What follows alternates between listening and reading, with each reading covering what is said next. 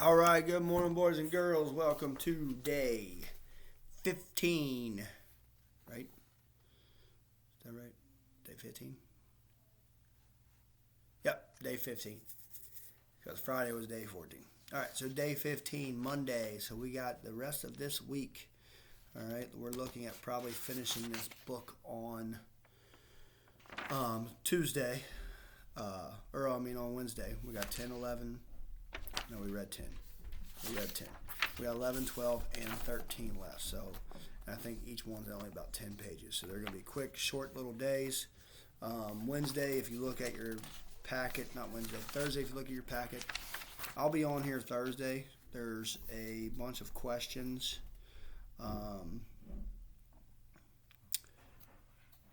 There's like 18 review questions that I'll go over. Well, hopefully you guys will have a chance to do them on Thursday, after your book at some point, or maybe Thursday morning, and I'll have a video up here going over them with you. So, remember we left off chapter 10. Jess went out with Miss Edmonds. They went to that National Art Gallery all day, and finally when they came out, he described it as the perfect day, spending time with his teacher, whom he had a crush on.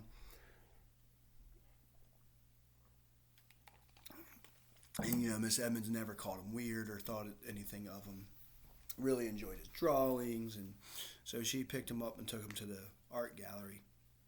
And unfortunately, while they were gone, Leslie had an accident, and we don't know what kind of accident, but something happened, and Leslie has died. When he walked in the house, he thought that his parents and sisters thought he was with Leslie. They didn't really know. He didn't really tell Maybelle where he was going, and he did not tell. He kind of woke his mom up to ask her about going with Miss Edmonds before he left. He just scurried off. So no one really knew where Jess was. And when he came home, they were all worried, and they thought they figured Jess was with Leslie. Found out that he wasn't, and Leslie passed away. So he didn't really know why or what happened, and we don't know. I suppose we're going to find out in this next chapter. Chapter 11, and the title of it is No. So let's look at the questions here.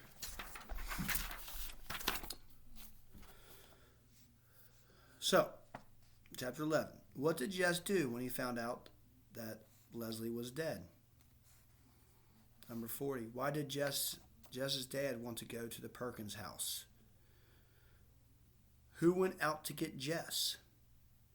42. What was one thing that Leslie had never seen in Washington? 43. Why was Jess acting like nothing was wrong? And 44. What did Jess's father do for him the next morning? So, awful part to this book. But let's continue on. Let's see what happened. Chapter 11.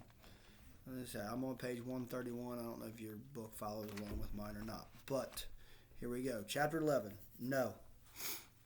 Something whirled around inside Jess's head. He opened his mouth, but it was dry and no words came out. He jerked his head from one face to the next for someone to help him. Finally, his father spoke, his big rough hand stroking his wife's hair and his eyes downcast watching the motion. They found the Burt girl this morning, down in the creek. No, he said, finding his voice. Leslie wouldn't drown. She could swim real good. That old rope you kids been swinging on broke. His father went quietly and relentlessly on. They think she must have hit her head on something when she fell. No, he shook his head. No. His father looked up. I'm real sorry, boy. No, Jess was yelling. I don't believe you. You're lying to me. He looked around again, wildly, for someone to agree. But they all had their heads down except Maybelle, whose eyes were wide with terror. "But Leslie, what if you die?" "No," he said straight at Maybelle. "It's a lie. Leslie ain't dead." He turned around and ran out the door, letting the screen bang sharply against the house. He ran down the gravel to the main road and then started running west away from Washington and Millsburg and the old Perkins place. An approaching car beeped and swerved and beeped again, but he hardly noticed. "Leslie, dead. Girlfriend, rope, broke, fell. You. The words exploded in his head like corn against the sides of a popper. "God, dead. You. Leslie, dead. You." He ran until he was stumbling, but he kept on, afraid to stop, knowing somehow that running was the only thing that could keep Leslie from being dead. It was up to him. He had to keep going. Behind him came the Terabithia of the pickup, but he couldn't turn around. He tried to run faster, but his father passed him and stopped the pickup just ahead, then jumped out and ran back. He picked Jess up in his arms, though he were a baby. For the first few seconds, Jess kicked and struggled against the strong arms. Then Jess gave himself over to the numbness that was buzzing to be let out from the corner of his brain. And there is a picture. It looks like probably Jess's dad just picking him up.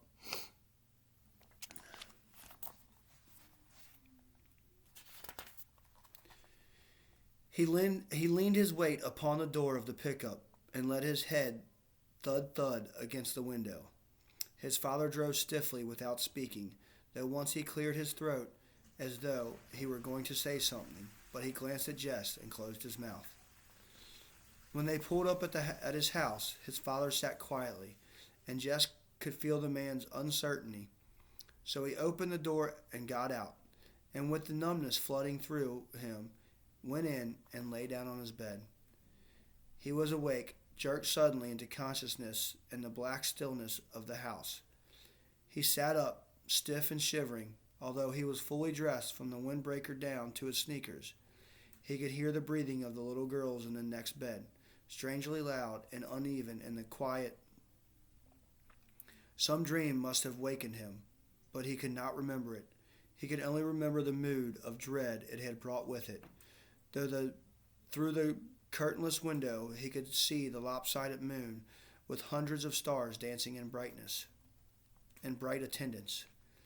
It came into his mind that someone had told him that Leslie was dead, but he knew now that it had been part of a dreadful dream. Leslie could not die any more than he himself could die. But the words turned over uneasily in his mind, like leaves stirred up by the cold wind. If he got up now and went down to the old Perkins place and knocked on the door, Leslie would come open it, PT jumping at her heels like a star around the moon. It was a beautiful night. Perhaps they could run over the hill and across the fields to the stream and swing themselves into Terabithia. They had never been there in the dark, but there was enough moon for them to find their way into the castle. He could tell her about his day in Washington and apologize. It had been so dumb of him not to ask if Leslie could go too.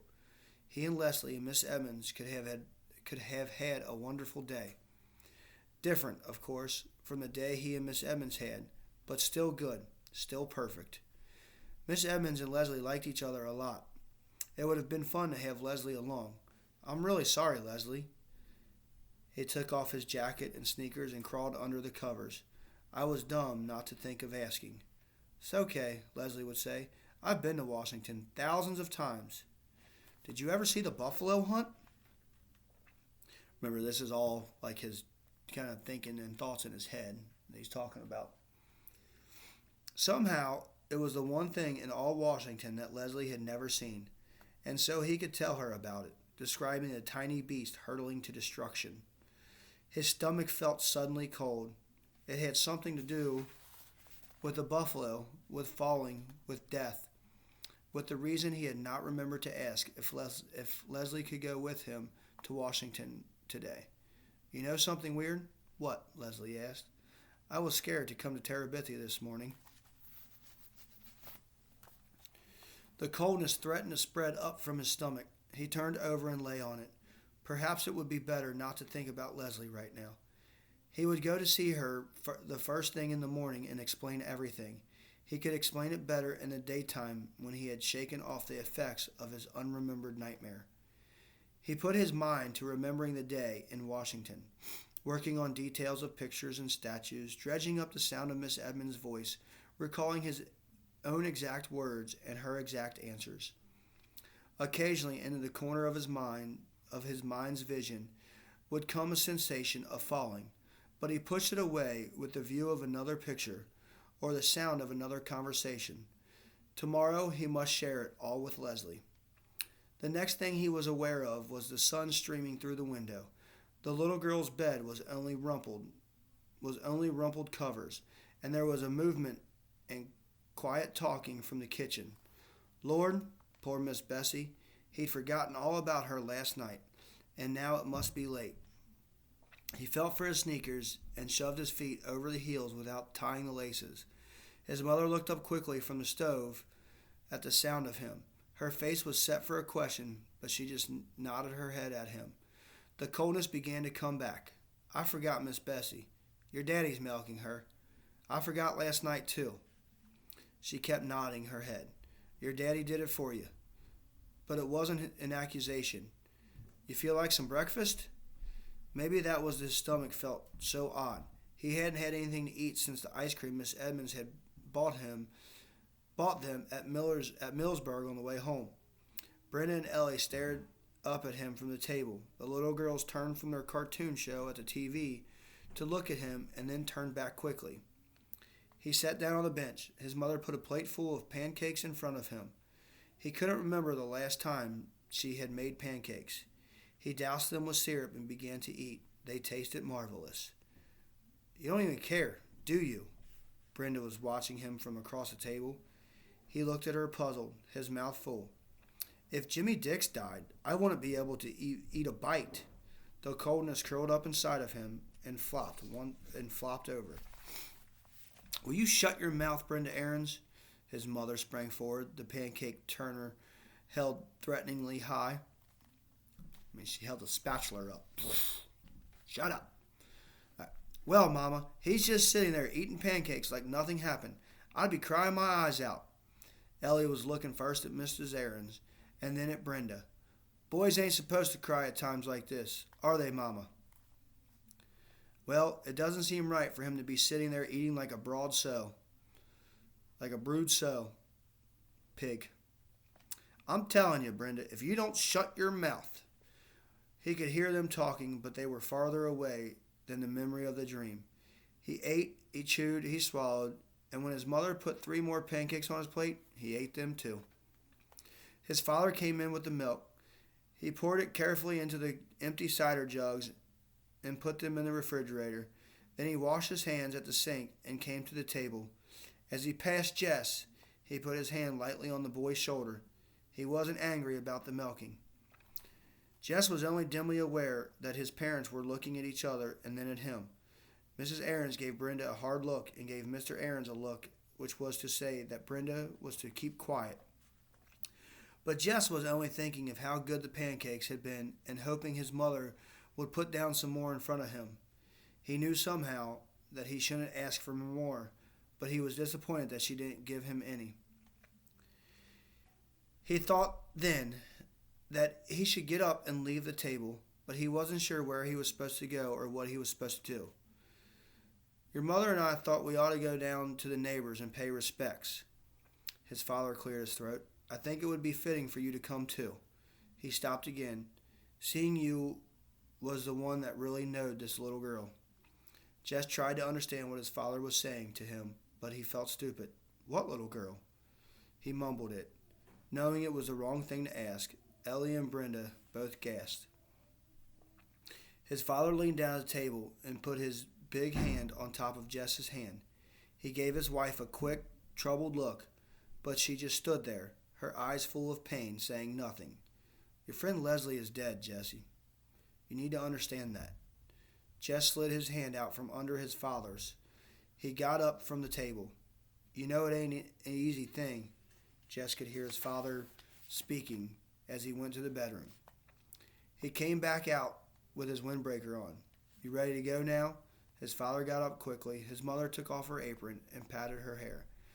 Maybelle jumped from the rug. I want to go too, she said. I'd never seen a dead person before. No, Maybelle sat down again as though slapped down by her mother's voice. We don't even know where she's laid out at, Maybelle, Mr. Aaron said more gently.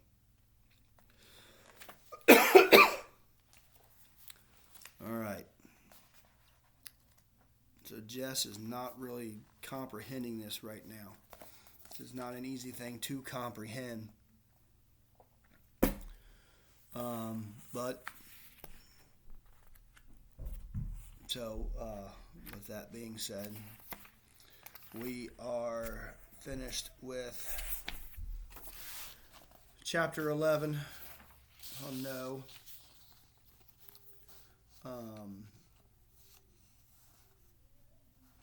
Two more chapters, Tuesday and Wednesday. So, I said today is day 15. We got the rest of this week, and hopefully you guys get a chance to watch this movie with your apartments Thursday or Friday. So, that being said, I will talk to you guys later. You guys have a great Monday, and I'll see you tomorrow.